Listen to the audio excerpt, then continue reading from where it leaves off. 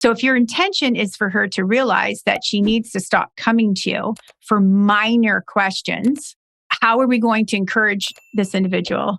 We are confident. We're totally confident in her ability to solve this issue on her own. How do we reinforce where to go to find the SOP, where to go to find the answer, or who on the team has more experience than the CEO to be able to solve this particular question?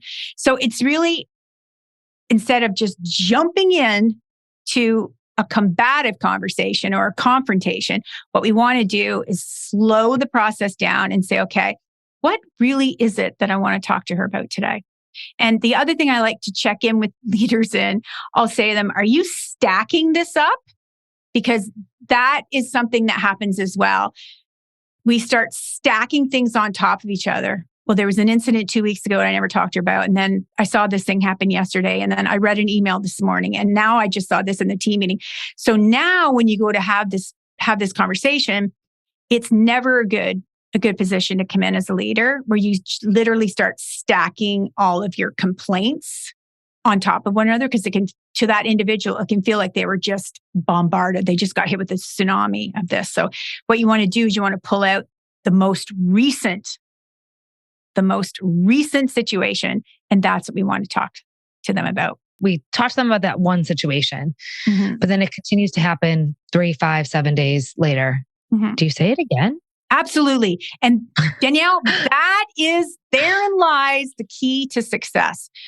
Oftentimes leaders, they just get so frustrated. It's like, jeepers, I talked to her about this last week. Here she's doing it again. And then they just throw their hands up in the air and walk away. And, I'm right there to say, no, here's the most opportune time to go back to this person and say, Sam, we talked about this last week. Remember when I reinforced with you? I need you to start doing this, stop doing this, and continue doing this. And then the person goes, she's on me. She's on it. She noticed. She noticed. And the accountability is there. And then if they are a professional, like a true adult, they will apologize. And then my question always is, what's your action plan to make sure this doesn't happen again? Or what do you feel your next best step is? So it's really having those conversations where I see an opportunity. I have some feedback for you. Here's why it's important. Here's the part of it that you did really well. And I want to make sure you're continuing to do that. But this piece of it, I need that to end today. And here's why that has to stop. What do you think your next best step is? And as you go through that, it just becomes normal to talk this way.